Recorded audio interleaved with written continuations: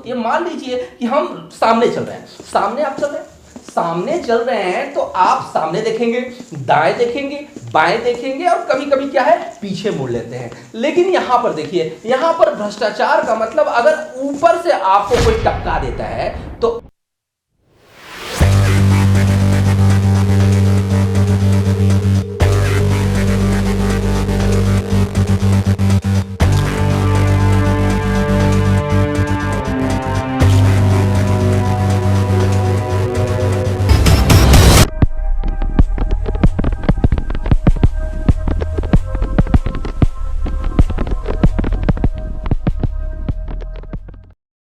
Sukesh sir आरा वाले आपको इस वीडियो चैनल में मेरा सबको प्रणाम।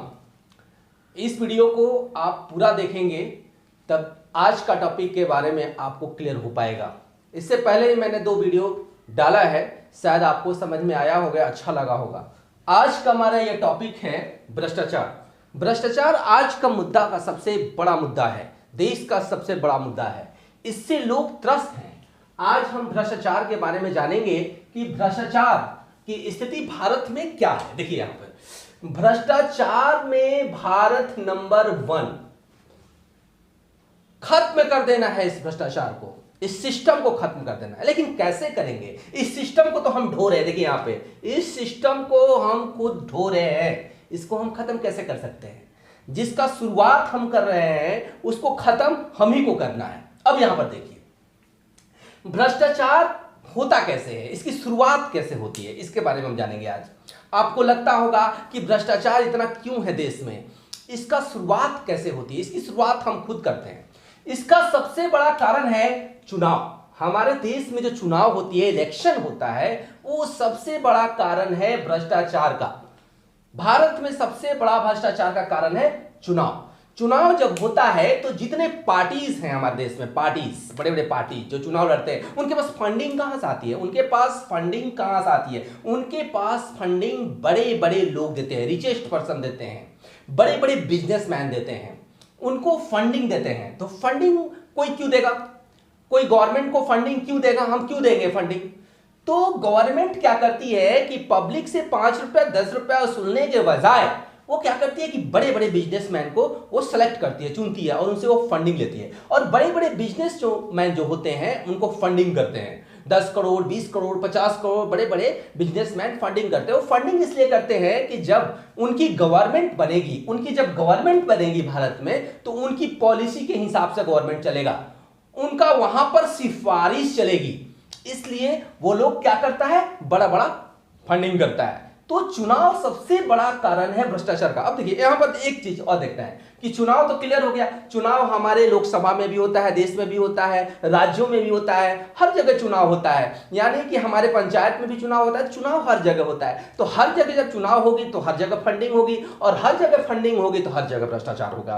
तो इस चीज से हम अनभिज्ञ थे, हमको दिमाग में था ही नहीं कि चुनाव से भ्रष्टाचार फैलता है, यानी कि शुरुआत होती है चुनाव से।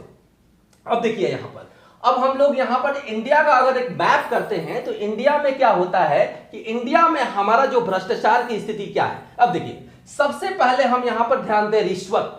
रिश्वत जो होता है हम सबसे ज्यादा प्रेजेंट करते हैं, यानी कि देते हैं, उसकी स्थिति है 40%। हमारे देश में रिश्वत की स्थिति है 40%। यानी कि किसी काम को करना है तो रिश्वत देना है और रिश्वत देकर अपना काम करा लेना है, ठीक है। उसके बाद है सिफारिश। सबसे बड़ी स्थिति है सिफारिश का, यानी कि हमको कहीं स्कूल में एडमिशन कराना है, किसी जगह एडमिशन कराना है, किसी बड़े इंस्टीट्यूशन में एडमिशन कराना है या अपना काम निकालना है, तो सबसे पहले हम ये माइंड सेट कर लेते हैं कि सिफारिश करना है। तो अगला सिफारिश करेगा तो वो आपको कमीशन लेगा, वो रिश्वत लेगा, तो वहां से हम हमारा शुरुआत हो जाता है। उसकी स्थिति है 45%। उसके बाद क्या होता है, वोटिंग। देखिए ये हमारे देश की आपको कैटेगरी बता रहे हैं रिश्वत का, कहां कहां से हम रिश्वत देते हैं या लेते हैं वोट के लिए। यानी कि आजकल का एक फैशन बन गया है कि पैसा लो और वोट दो, पैसा लो और वोट दो। तो यहां पर वोट के लिए भी हम रिश्वत का हिसाब किताब रखते हैं। यहां पर 10% है। अब देखिए ये एक चौथा आप जो कैटेगरी देख रहे हैं, ये आजकल इंडिया में काफी तेजी से बढ़ रहा है, काम के बदले शारीरिक शोषण। ऐसे बहुत सारे लोग हैं जो कि काम के बदले शारीरिक शोषण भी करते हैं। ये भी एक भ्रष्टाचार का सबसे सबसे एक मुख्य और सबसे ही बड़ा ये चीज होता जा रहा है, जो हमारे लिए फ्यूचर के लिए काफी सही नहीं हो सकता है। इसका भी आंकड़ा देखिए 10% है। तो ये हमारा जो है सरकारी जो स्थिति है, सरकारी जिसको हम भ्रष्टाचार कहते हैं, वो चीज ये हमारे इंडिया में आ पाता है। अब देखिए यहां पर हम पहले से तैयार रहते हैं रिश्वत देने के लिए।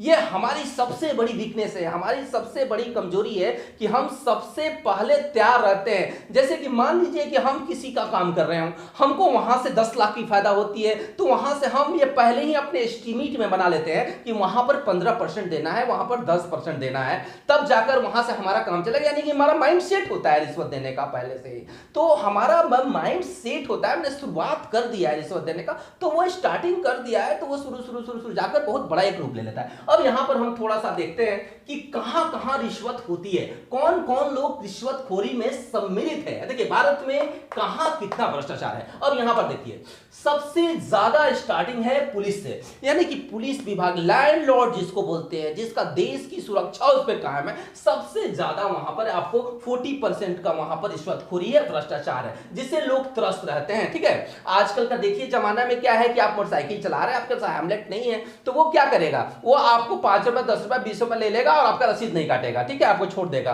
आपका ब्रिज जो है आपका लोड नहीं ले रहा है, वहां से ट्रक जा रही है, पुलिस क्या करेगा, वहां से 10 रुपए देके छोड़ देगा, वहां चालान नहीं काटेगा, वहां स्ट्रिक्ट एक्शन नहीं लेगा। तो वहां सबसे ज्यादा आपका यहां पर भ्रष्टाचार है, और उसका स्टार्टिंग हम ही खुद है, पब्लिक ही खुद करता है। उसके बाद देखिए लोकल अफसर जो होते हैं, लोकल जो अफसर होते हैं, स्थानीय अफसर होते हैं, जिला स्तर के अफसर होते हैं, वहां पर देखिए भ्रष्टाचार है 40%। ठीक है, और आइए सांसद, यानी कि जिसको एमपी बोलते हैं, यानी कि देश का गढ़ होता है, वो देश का मतलब वो सांसद भवन में जो ऐसे सांसद बैठते हैं, वहां पर जो है वहां पर 42% की जो है वहां पर रिश्वतखोरी होती है, यानी कि भ्रष्टाचार होता है। उसके बाद देखिए सरकारी कर्मचारी जो होते हैं, वहां पर भी 35% का आपका रिश्वतखोरी है, यानी कि वहां पर भ्रष्टाचार है।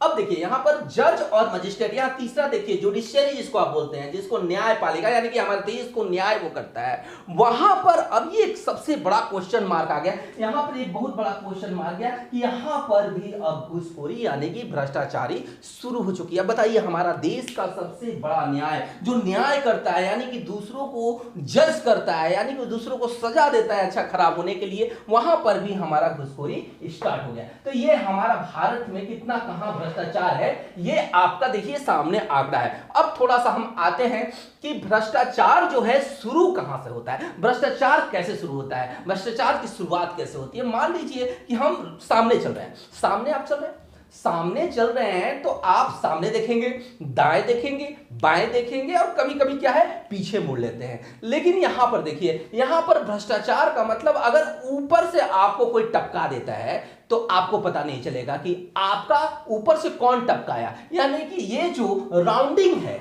ये अपर है। राउंडिंग क्या है, ये अपर है, और हम ये है पब्लिक। हमारे ये जो सर के ऊपर ये राउंडिंग है, ये भ्रष्टाचार है, यानी कि इस देश का सबसे ऊपर वाला भाग जो है शुरुआत करता है वहीं से। भ्रष्टाचार का शुरुआत कहां से होता है, वहीं से। जैसे कि एक एग्जांपल देते हैं, मान लीजिए कि एक ऑफिस है, ऑफिस में एक अफसर है, अफसर यहां बैठा हुआ है, ठीक है, और यहां पर इसके कर्मचारी हैं, 2-3 कर्मचारी हैं, और यहां पर एक प्यून बैठा है। पब्लिक जाती है काम कराने के लिए, तो प्यून क्या कहता है कि अभी बाबू से भेंट नहीं होगा।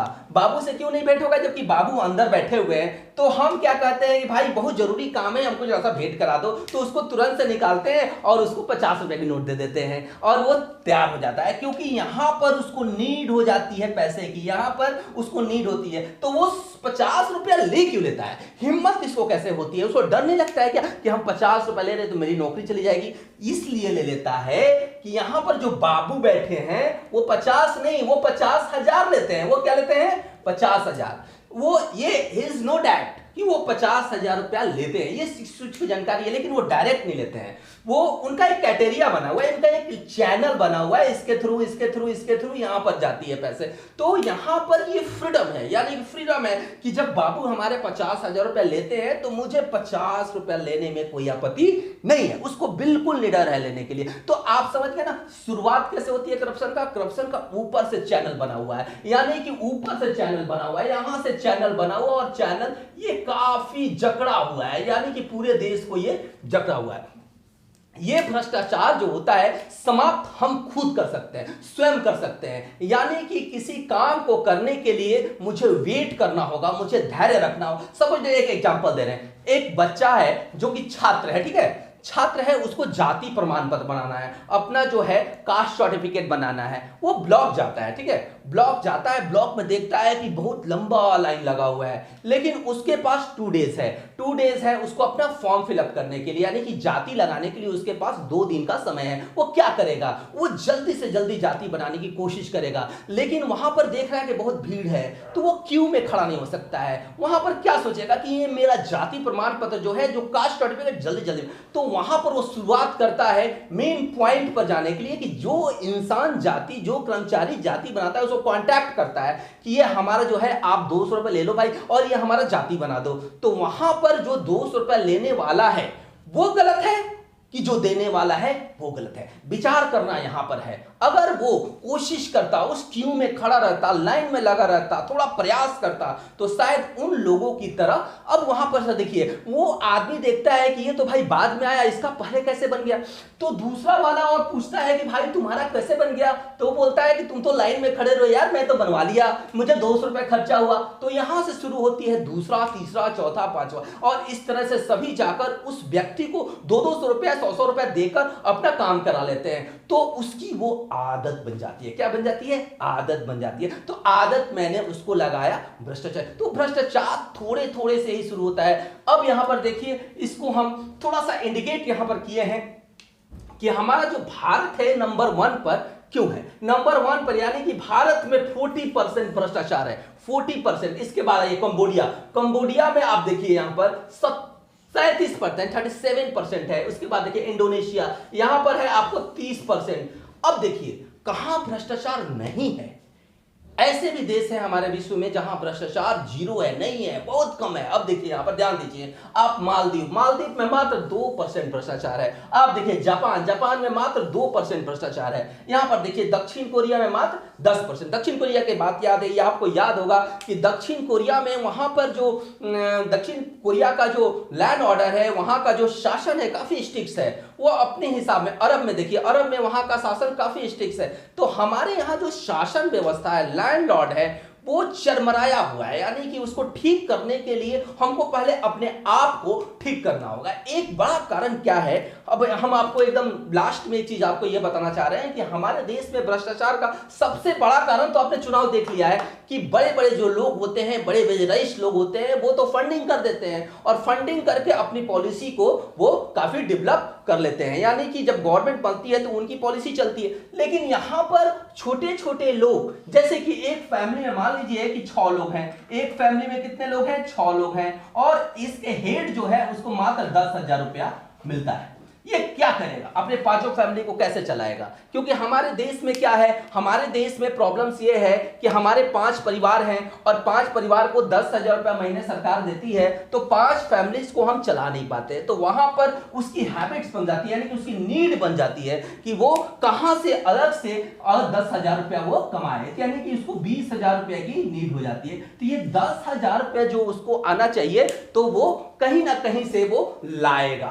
तो यहां पर हमारे गवर्नमेंट को यह सोचना चाहिए कि हमें जो यहां सरकारी कर्मचारी हैं, यहां पर जो सरकारी व्यवस्था है, जिस हिसाब से उसको हम काम दे रहे हैं उस हिसाब से उसको वेतन देना चाहिए, ताकि उसको जरूरत नहीं पड़े ज्यादा से ज्यादा। जैसे सिंगापुर है, सिंगापुर में क्या है, वहां पर सैलरी, मिनिमम सैलरी है 90,000, 80,000 रुपया, यानी कि वहां के लोगों को जरूरत ही नहीं पड़ती है करप्शन करने के लिए, वहां के लोगों को भ्रष्टाचार करने के लिए जरूरत नहीं पड़ती, यानी कि उनको जितना चाहिए अपने लाइफ में उतना जी लेते हैं और फिर वो अपना बचाकर वो किसी चैरिटी को भी दे देते हैं।